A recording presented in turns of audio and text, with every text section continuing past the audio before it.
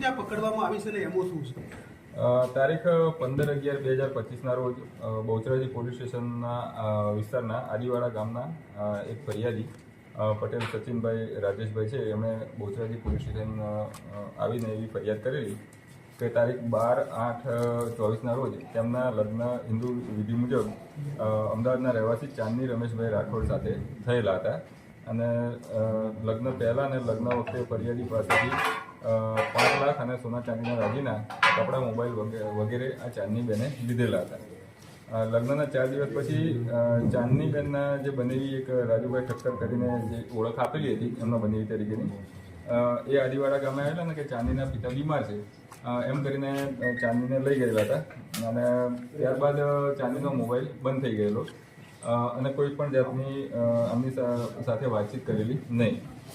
તેથી ફરિયાદીને શંકા ઉપજતા એમણે રાજુભાઈ ઠક્કરનો, જેમણે એમના બનેવી તરીકેની ઓળખ આપેલી અને મેરેજ વખતે પૈસા પણ લીધેલા હતા, એટલે એમનો સંપર્ક કરતા આ જે આખું કાવતરું છે એ ખુલ્લું પડેલું. અમે ગલ્લા તલ્લા કરતાં ખબર પડી કે ભાઈ આની અંદર કંઈ એમની સાથે છેતરપિંડી થયેલી છે.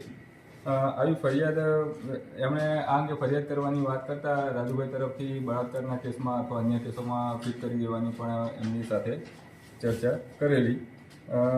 ટોટલ 5,57,000 જેટલી રકમ જે છે એ આમની પાસેથી લીધેલી હતી.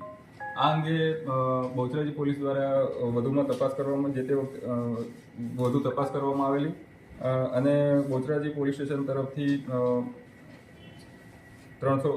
BNS કલમ 336(3), 340(2), 318(2), 314, 308(6)(7), 352(82), 351(3), 61(2) અને આ ઓર્ગેનાઇઝ ક્રાઇમ હોય આખું બધા ભેગા મળીને સુનિયોજિત ઓર્ગેનાઇઝ રીતે આ ક્રાઇમ કરેલો હોય 111(2)B પણ મુજબ ગુનો દાખલ કરવામાં આવેલો છે. આ અંગે વધુ તપાસ કરતાં એવું જાણવા મળેલ કે આ જે આરોપી ચાંદની છે, જેના અન્ય વ્યક્તિઓ સાથે લગ્ન કરતી હતી, એ ચાંદનીએ ટોટલ 18 મેરેજ કરેલા છે અને દરેક જગ્યાએથી અલગ અલગ રકમ લીધેલી છે અને ત્યારબાદ ત્યાંથી ફરાર થઈ ગયેલા છે. આ ઉપરાંત ચાંદનીના જે મધર છે સવિતાબેન ઉર્ફે સુશીલાબેન, વાઇફ ઓફ રમેશભાઈ સોમાભાઈ ઠાકોર, તેઓ પણ આની અંદર સંડોવાયેલા હતા. અન્ય એક રાજેશકુમાર જીવણભાઈ મોહનભાઈ ઠક્કર, જે દલાલ તરીકેનું કામ કરતા હતા અને અલગ અલગ જગ્યાએ અલગ અલગ પોતાની ઓળખ આપતા હતા, એમના બનેવી તરીકેની પણ એમણે ઓળખ આપેલી છે. તે પણ આખું નેટવર્ક ચલાવતા હતા. આ ઉપરાંત એક આમની સાથે અન્ય એક રશ્મિકાબેન, વાઇફ ઓફ સચિનભાઈ પ્રદીપભાઈ પંચાલ, એ પણ આમાં સંડોવાયેલા હતા અને એમના પણ અલગ અલગ 4 મેરેજ આ રીતના કરીને પૈસા પડાવેલા હોય એવી આખી હકીકત આની અંદર જાણવા મળેલી છે. અલગ અલગ જગ્યાએ મેરેજમાં આ લોકોએ પોતાના આધાર કાર્ડ પણ ડુપ્લિકેટ અલગ અલગ જગ્યાએ આપેલા છે. આધાર કાર્ડ, LC તમામ ખોટા બનાવેલા છે.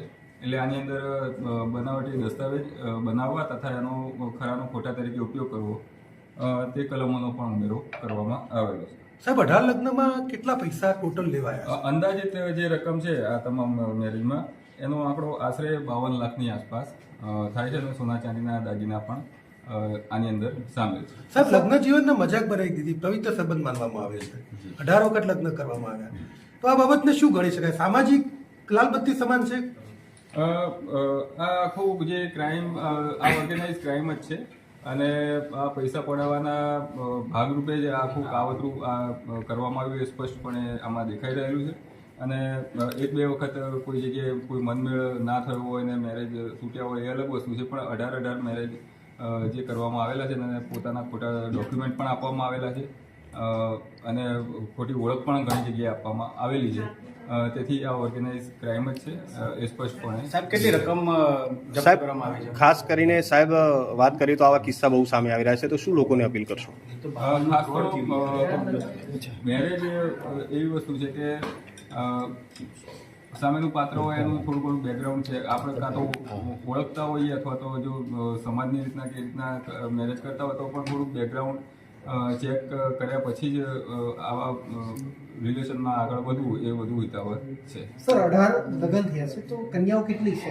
2 છે કે 1 છે? અત્યારે હાલ 2 કન્યાઓ અને એક અન્ય પણ કન્યાની વિગતો થોડી મળેલી છે, પણ એની હજી થોડી તપાસ બાકી છે, એટલે હાલ હું એનું નામ આપતો નથી. સર અને એક બધું કે જે આધાર કાર્ડ અને જે ડુપ્લિકેટ સર્ટી બનાવી ક્યાં બનાવ્યા છે અત્યાર સુધી એની તપાસમાં સામે આવ્યું છે? આ પ્રાથમિક વિગતો છે, એ ક્યાં બન્યા છે એ હજી તપાસનો વિષય છે. આ પ્રાથમિક જે વિગતો મળેલી છે એની માહિતી હાલ આપને આપી રહ્યા છે. ઓકે.